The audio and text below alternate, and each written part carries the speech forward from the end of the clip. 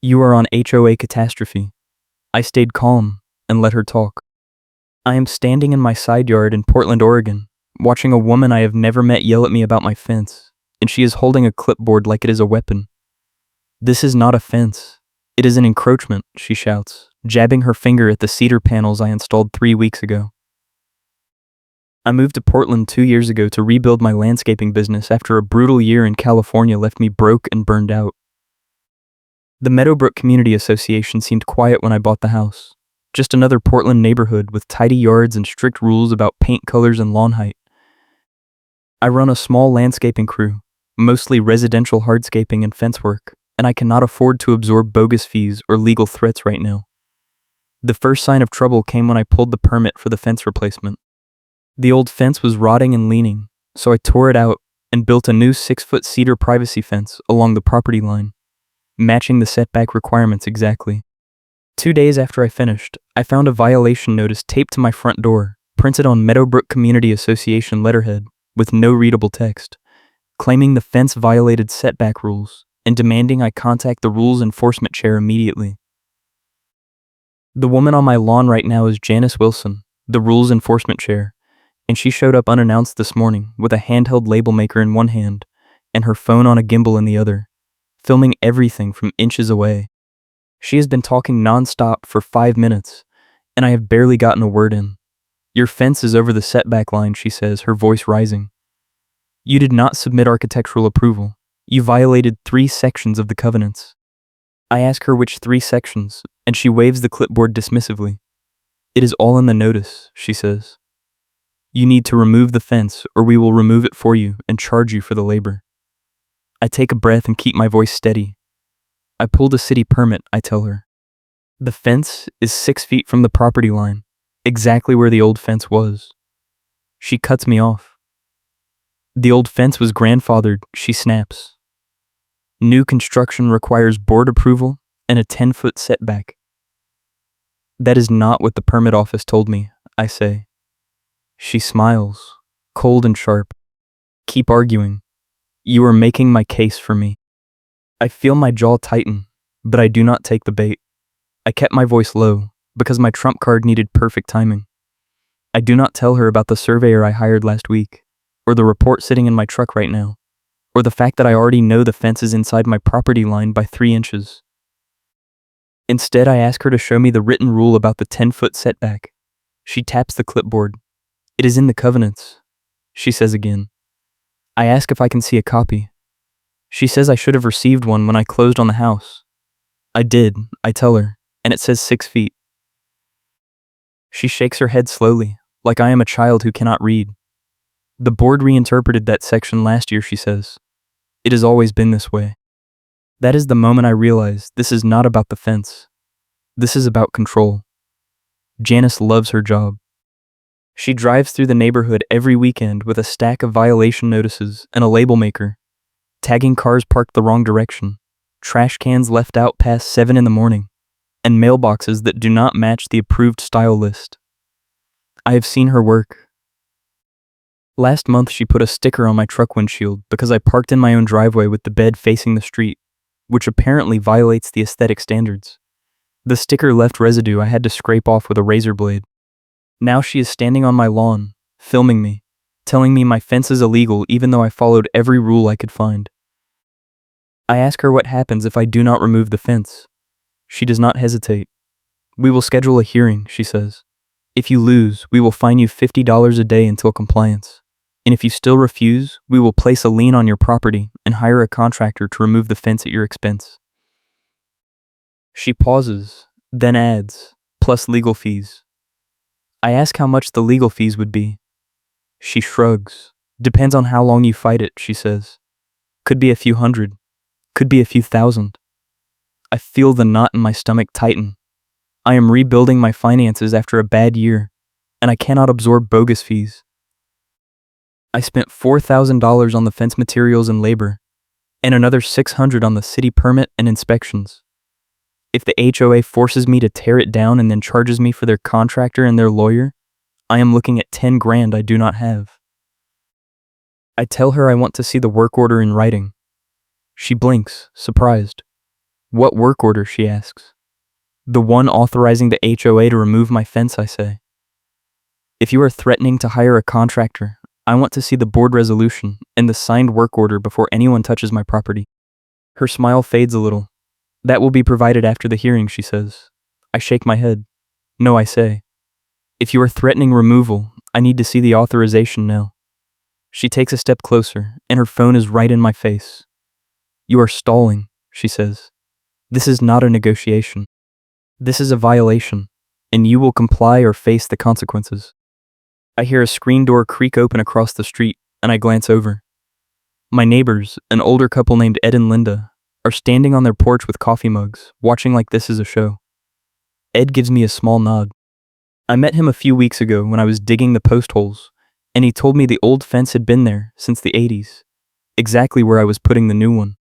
He also told me to watch out for Janice, because she had tried to fine him last year for hanging a bird feeder that was visible from the street. I turn back to Janice and tell her I will attend the hearing, but I am not removing the fence until I see proof it is out of compliance. She writes something on her clipboard with sharp, angry strokes. Fine, she says. The hearing is next Thursday at 7. Do not be late. She turns and walks back to her car, a white sedan with a Meadowbrook Community Association decal on the bumper. I watch her drive away, and then I pull out my phone and call the surveyor.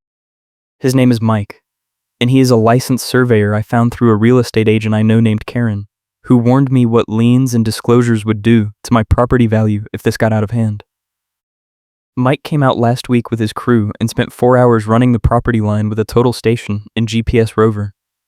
He found the original iron pins at the corners and ran string line between them, then measured the fence setback at 6 points along the back and side lot lines. The fence is inside my property line by 3 inches at the closest point and 8 inches at the farthest. He gave me a signed report with a stamped site plan and photos of the iron pins and measurements.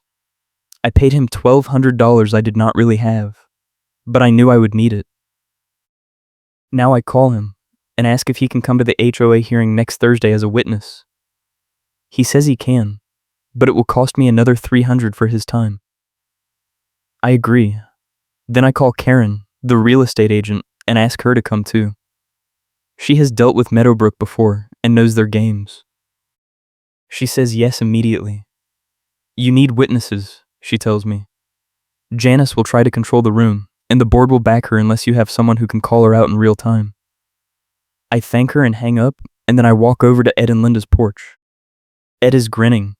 That was a hell of a show, he says. I ask if he saw where the old fence was. He nods. Same place as yours, he says. I helped the previous owner install it in '86. I ask if he would be willing to testify to that at the hearing. He looks at Linda, and she nods. Absolutely, he says. Janice has been gunning for you since you moved in. I ask why. He shrugs. You are new, you run a business, and you do not kiss the ring, he says. That is enough for her. The next few days are tense. I keep working, running my crew on jobs around Portland, but every time I come home I check the fence for new stickers or notices. Janice does not come back, but I see her drive by twice, slowing down to take photos with her phone. On Wednesday night, my security camera catches her at my side gate at 11 in the evening, walking along the fence line with a flashlight and a tape measure. The footage is grainy, but clear enough to see her face. She measures the fence at 3 points, writes something on her clipboard, and then walks back to her car.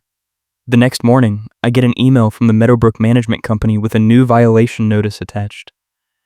The email has no readable text, but the tone is icy.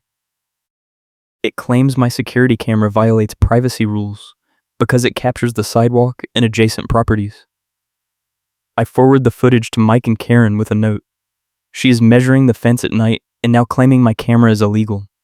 They both reply immediately. Mike says the nighttime measurement is desperate and sloppy. Karen says the camera complaint is retaliation and probably unenforceable. Thursday arrives, and the weather matches my mood. The sky is dark and heavy, clouds threatening a storm, and the wind is picking up. The hearing is scheduled for 7 at the HOA clubhouse, but I plan to arrive early. I load my truck with the surveyor report, the city permit, printed copies of the covenants, photos of the fence installation, and the security camera footage. I also print out a timeline of every interaction with Janice, including dates, times, and her exact threats. Karen texts me at noon. "Bring extra copies of everything," she says.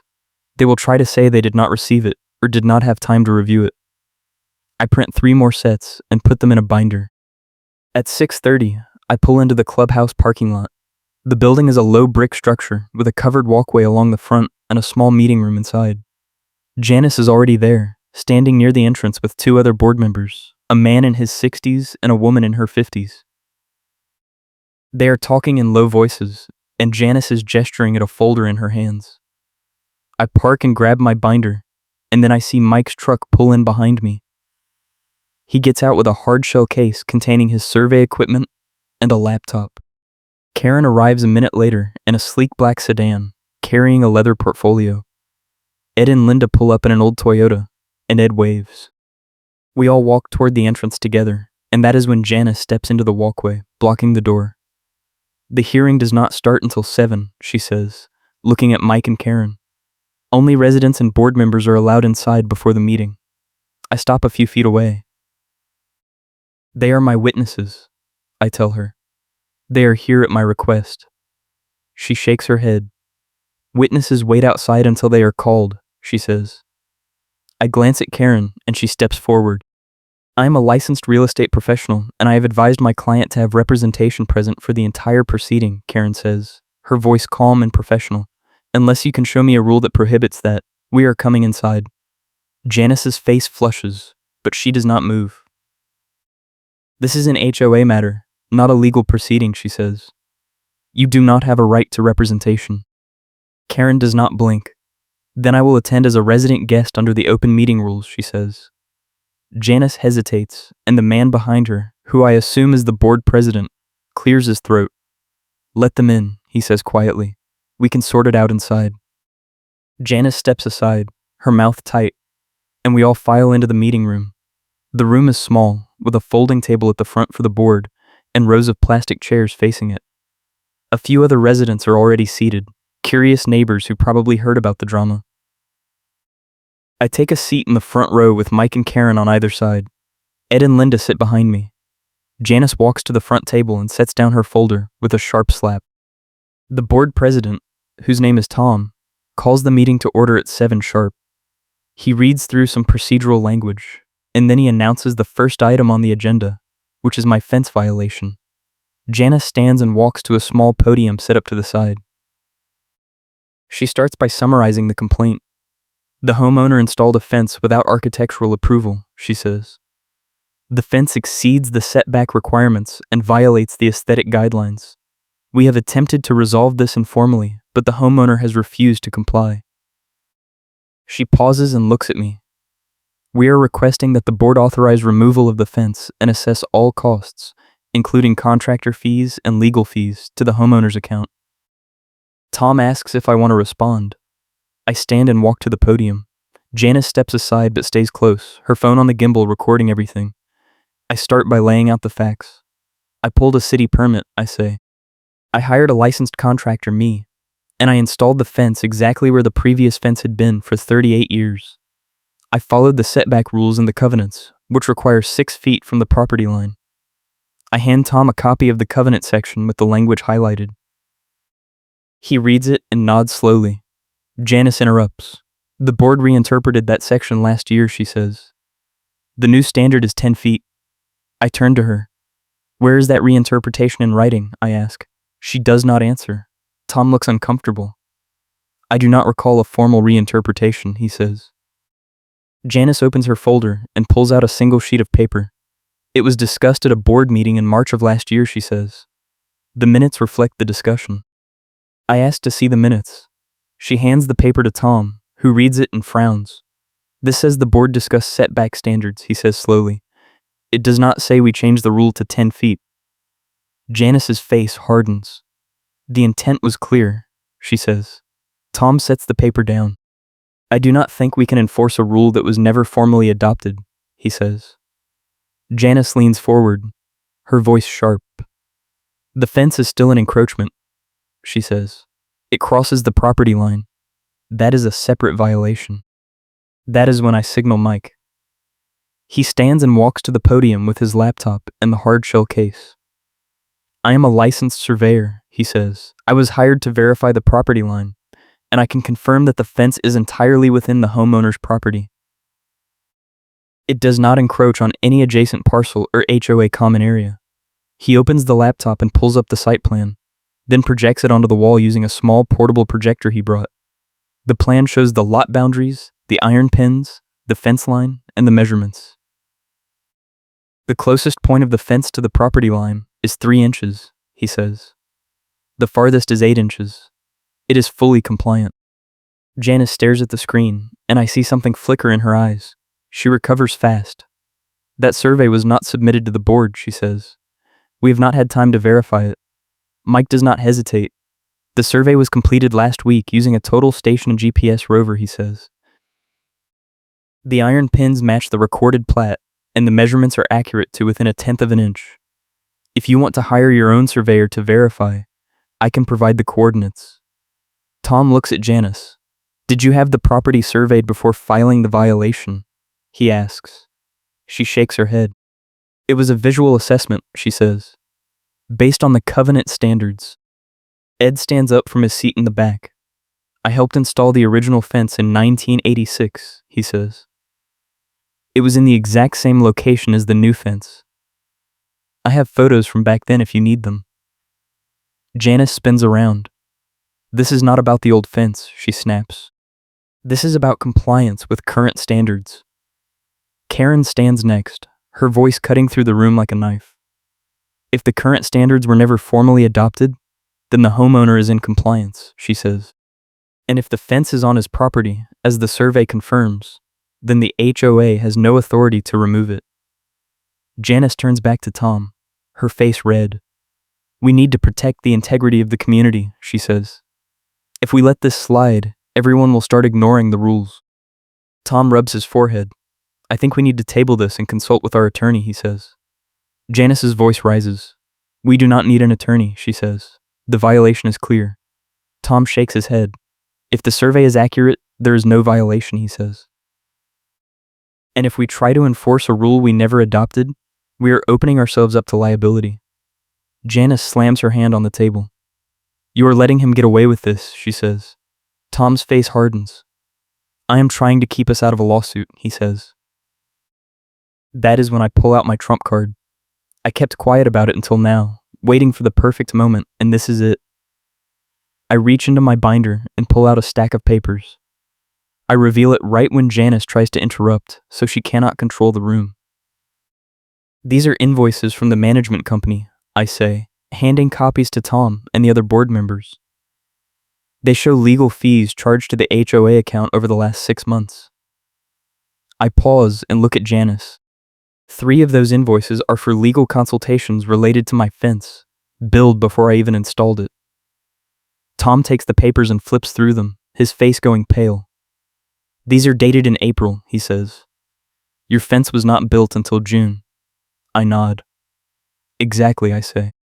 Someone authorized legal fees for a violation that did not exist yet. The room goes silent. Janice is staring at me, and I can see her calculating. How did you get those? She asks, her voice tight. I filed a records request with the management company, I say. They are required to provide financial records to any homeowner on request. Tom looks at Janice. Did you authorize these fees? He asks. She does not answer.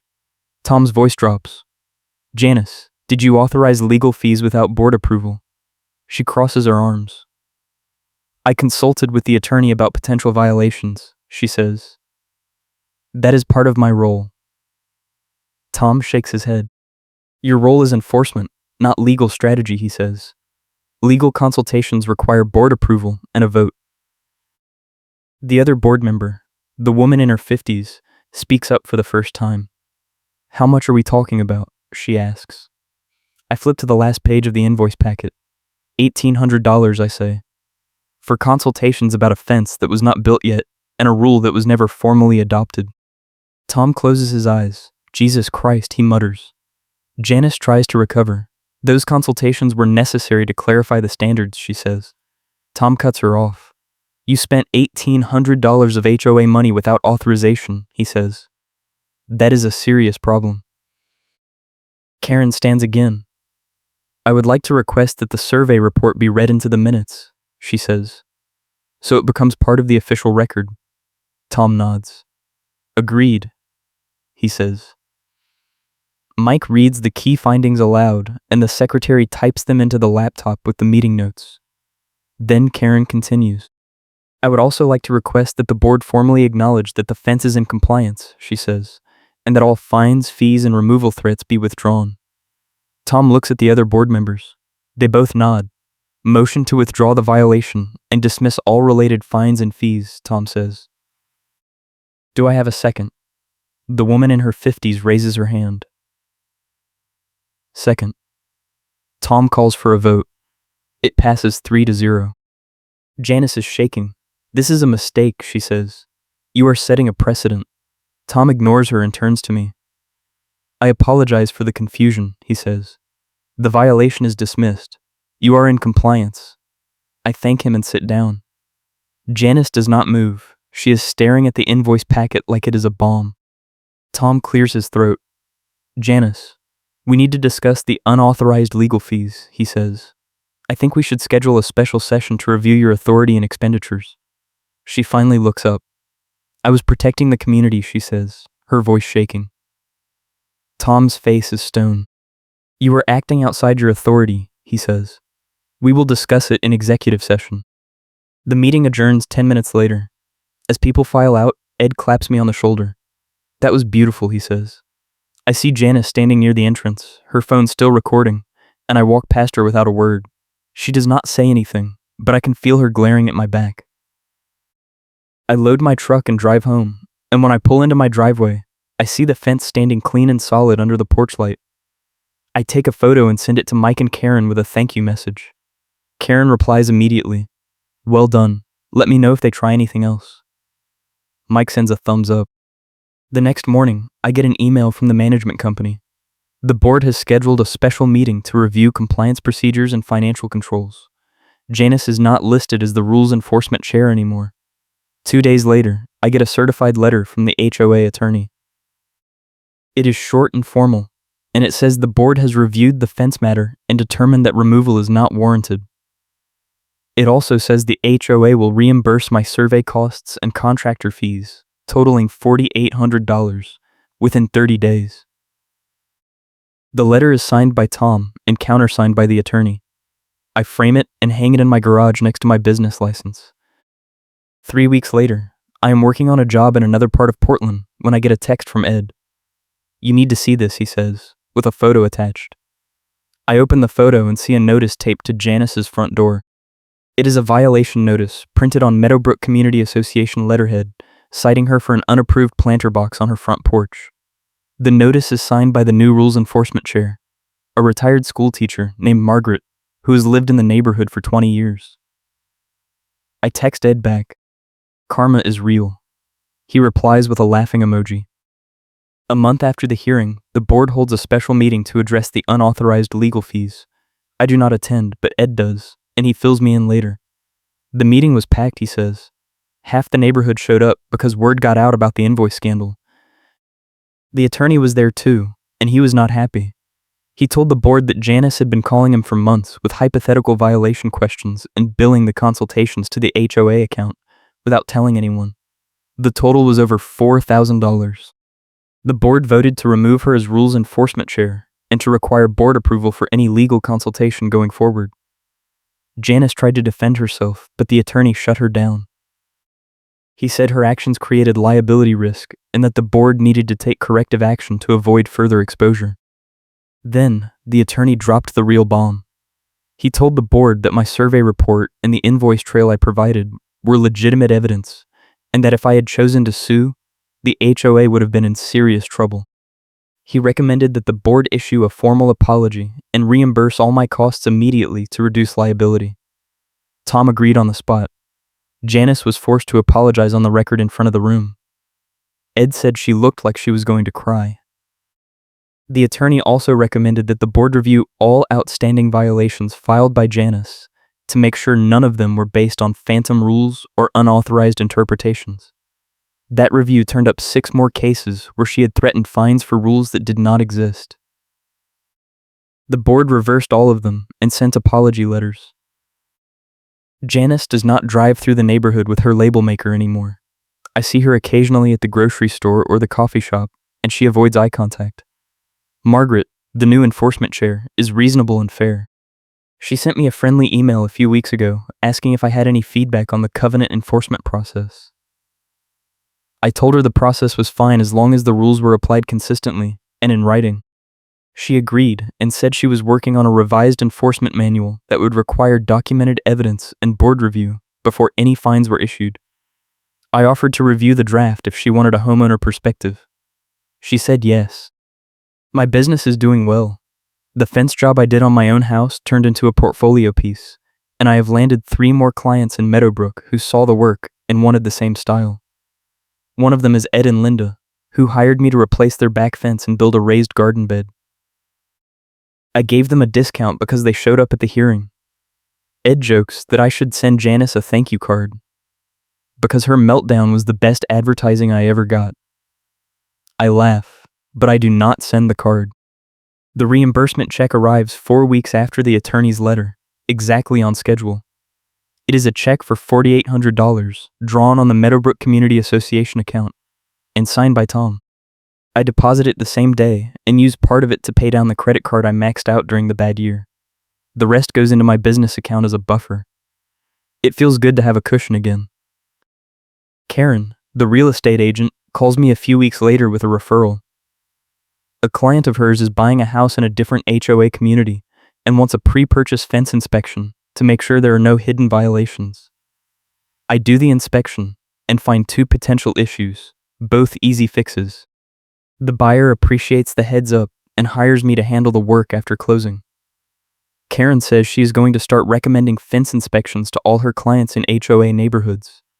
It is a niche I did not know existed, and now I am booked solid for the next 2 months. The Meadowbrook drama fades into neighborhood legend.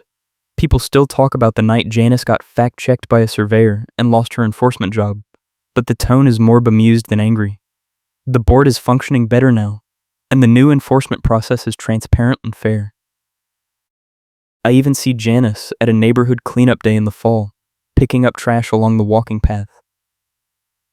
She does not talk to me, but she does not glare either. It is progress. One evening in late October, I am sitting on my back deck with a beer, watching the sun set over the fence I built. The cedar has weathered to a soft gray, and the panels are holding up perfectly. I think about the moment Janice tried to shame me, and Ed fact-checked her instantly, telling the whole room that the fence had been in the same spot since 1986. I think about the surveyor report that proved the line and the invoice trail that exposed her unauthorized spending. I think about the attorney forcing the board to reverse everything, and Janice being forced to apologize on the record. The whole mess started with an insurance risk warning that made the board panic, and it ended with me getting reimbursed and Janice losing her little empire. I finish my beer and head inside. My phone buzzes with a text from Mike, the surveyor. He says he just got another referral from someone in Meadowbrook who heard about my case and wants a property line survey before starting a deck project. I reply and tell him to send the client my way if they need a contractor. He sends a thumbs up. The landscaping business is growing, the fence is solid, and the HOA is finally playing by the rules. I rebuilt my finances after a bad year, and I did it without backing down or paying a single bogus fee. If you are dealing with an HOA nightmare, hit that like button and subscribe, because I have got more stories coming. Thanks for watching, and I will catch you in the next one.